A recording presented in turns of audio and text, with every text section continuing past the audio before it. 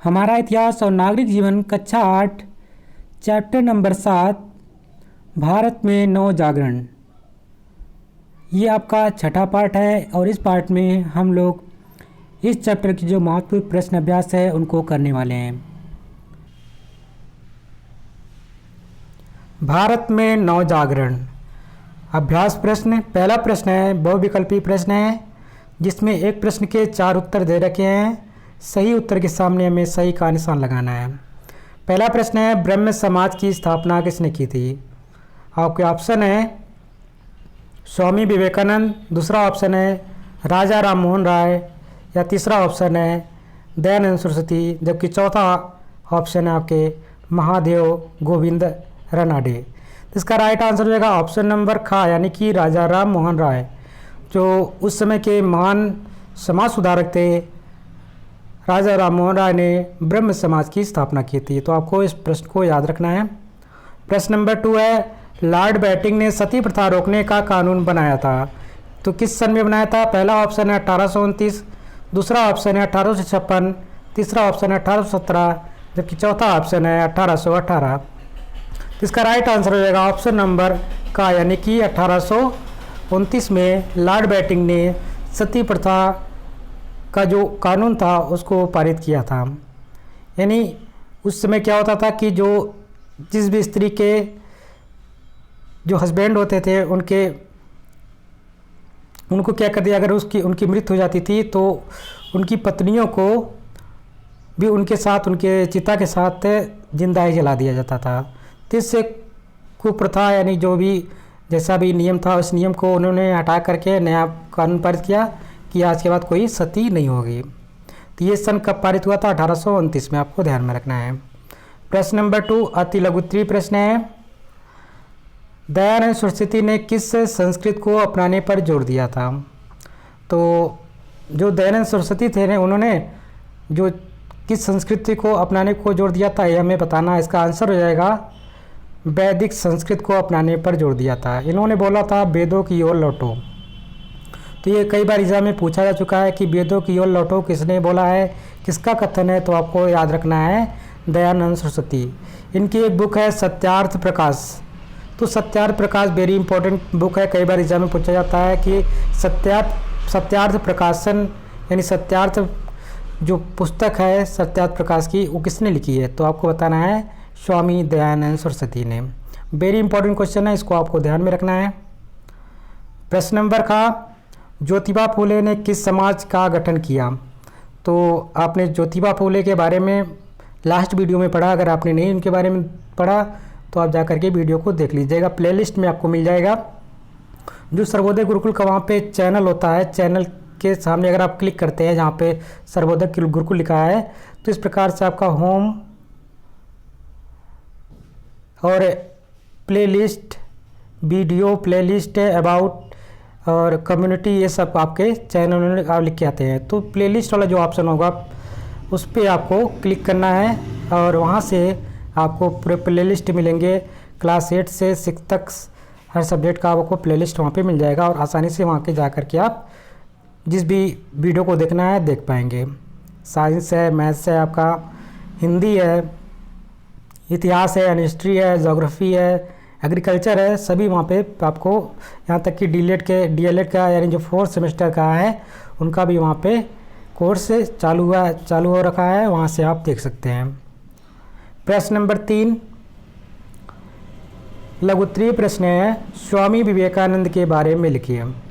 तो एक पूरा हमने एक पार्टी स्वामी विवेकानंद के बारे में डाला है।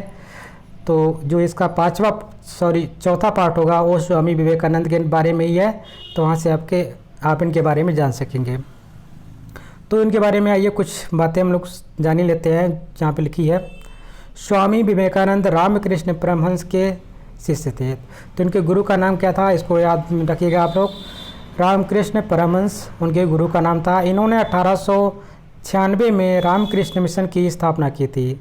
सन 1893 में शिकागो में विश्व धार्मिक संसद में हिंदुत्व की बात रखी। वे गर्व से कहते थे कि मैं भारतीय हूँ तथा प्रत्येक भारतीय मेरा भाई है। वे अंधविश्वास और अस्पृश्यता के विरोधी थे। उन्होंने मानवता, स्वतंत्रता तथा समानता की शिक्षा दी थी।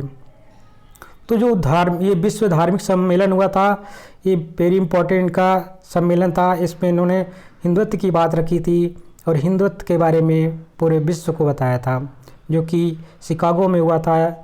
आपको सभी को मालूम है कि इनके बारे में आप उस पार्ट में अगर देखेंगे तो कहीं ना कहीं इनके बारे में जिक्र किया गया है। तो आपको ध्यान रखना है कि स्वामी विवेकानंद जो थे रामकृष्ण परमहंस के शिष्य थे और इन्होंने ही रामकृष्ण परमहंस की स्थापना भी की थी, स्वामी विवेकानंद। प्रश्न नंबर का, सावित्री फूले कौन थी? इनके कार्यों पर प्रकाश डालिए। तो यहाँ पे उत्तर लिखेंगे, सावित्री फूले ज्योतिबा फूले की पत्नी थी। इन्होंने पुणे में प्रथम बालिका विद्यालय की शुरुआत की। शिक्षा से जुड़े कार्यों के साथ साथ इनका अन्य सामाजिक कार्यों में भी सक्रिय योगदान रहा है। तो जो सावित्री फूले थी वो किसकी पत्नी थी? ज्योतिबा फूले की पत्नी थी।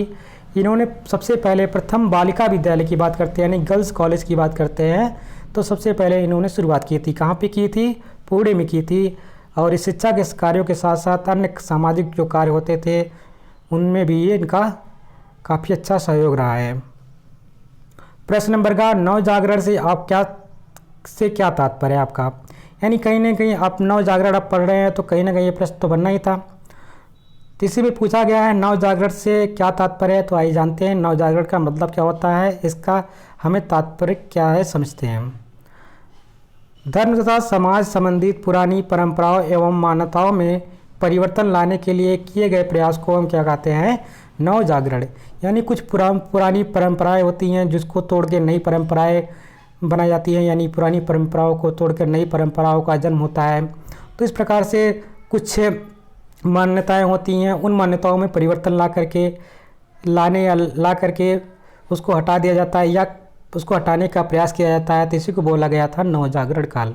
यानी कहीं ना कहीं जो धर्म से रिलेटेड है, हमारी जो की कुरीतियाँ हैं उनको हम दूर करना चाहते हैं और दूर कर पाए किसी न किसी तरीके, जैसे कि आपने देखा ब्रह्म समाज की सती प्रथा रोक, बाल विवाह, ये सब कहीं ना कहीं उस समय की कुरीतियाँ थी, इनको दूर करके समाज सुधारकों ने बहुत अपना योगदान दिया था।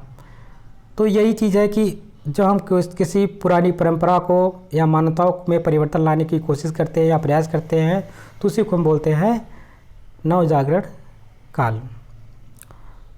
प्रश्न नंबर 4 दीर्घोत्तरीय प्रश्न है। पहला है, धार्मिक आंदोलनों के नाम लिखिए, उनसे संबंधित व्यक्तियों के योगदान पर प्रकाश डालिए। अगर हम बात करते हैं मुस्लिम सुधार आंदोलन की, तो मुस्लिम सुधार आंदोलन में सर सैयद अहमद खान ने विज्ञान समिति की स्थापना की थी। तो सर सैयद अहमद खान थे, उन्होंने विज्ञान समिति की स्थापना की थी। ये मुसलमानों के लिए अंग्रेजी शिक्षा, पश्चिमी विज्ञान तथा आधुनिक विचारों को अपनाने के पक्ष में थे तथा पर्दा प्रथा, बहुविवाह और आसान तलाक के विरोधी थे। इन्होंने मुसलमानों के लिए अलीगढ़ एंग्लो ओरिएंटल विद्यालय खोला, जिसे अलीगढ़ मुस्लिम विश्वविद्यालय के नाम से जाना जाता है। तो कहीं ना कहीं जो सर सैयद अहमद खान थे, इन्होंने विज्ञान समिति की जो स्थापना की थी और इन्होंने मुसलमानों के लिए अंग्रेजी शिक्षा एवं पश्चिमी विज्ञान जो था उनके विचारों को अपनाने का पक्ष दिया था। और साथ ही साथ इन्होंने जो पर्दा प्रथा था, बहुविवाह था और आसान तलाक था, इसके विरोधी थे। और इन्होंने जो आज के समय में मुस्लिम यानी अलीगढ़ मुस्लिम विश्वविद्यालय है, इसकी स्थापना इन्होंने ही की थी। पारसी सुधार क्या था? दादा भाई नौरोजी ने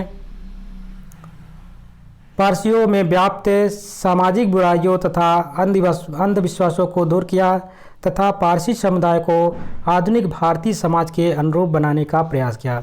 तो जो दादा भाई नौरोजी थे, उन्होंने जो पारसियों में व्याप्त बुराइयां थी उनको क्या किया और जो अंधविश्वास थे उनको दूर करने का प्रयास किया। साथ ही साथ आधुनिक भारतीय समाज के अनुरूप बनाने का भी प्रयास उनको किया। तो यहाँ पे दो ही इम्पोर्टेंट थे, मुस्लिम सुधार आंदोलन तथा पारसी सुधार आंदोलन।